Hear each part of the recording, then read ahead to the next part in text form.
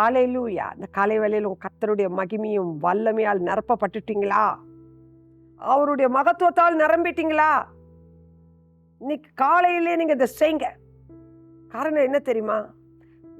எல்லா காரியத்திலும் மாம்சீக பலத்தை கொண்டு ஒண்ணுமே செய்ய முடியாதுங்க. ஒன்றும் செய்ய முடியாது. எதுல நாம் ஜெயம் எடுக்க முடியாது. ஆனா கர்த்தர் நம்மோடு இருக்கணுமே. பராக்கிரமசாலியா கர்த்தர் நம்மோடு இருக்கணுமே. இந்த காலை வேளையில் வாங்க ஜெபம் பண்ண. எந்திரிச்சு வாங்க.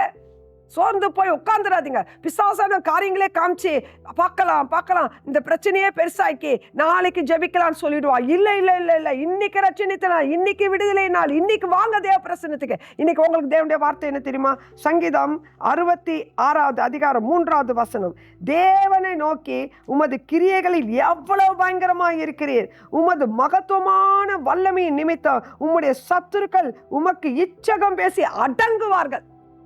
உமக்கு விரோதமா இருக்க எல்லா கிரியைகள் ஜனங்களும் இச்சகம் பேசி இவங்களோட ஒரு கர்த்தர் இருக்கார், கர்த்தருடைய பயங்கரமான வல்லமை இருக்கிறது, அவங்களுக்குள்ள ஜீவன்ல வார்த்தை இருக்கிறது என்று சொல்லி அவர்கள் இச்சகம் பேசி உங்களோடு வருவார்கள், அடங்குவார்கள். இயேசுவின் நாமத்தினால இப்படிப்பட்ட சத்துருக்களுடைய கிரியைகள் உங்க குடும்பத்தை தாக்குவதில்லை. உங்க இருதயம் கலங்காது இருப்பதாக. கர்த்தருடைய வல்லமையால் மகிமையால் நிரம்பி தேவனுக்கு சாட்சியாக எழுப்புங்க.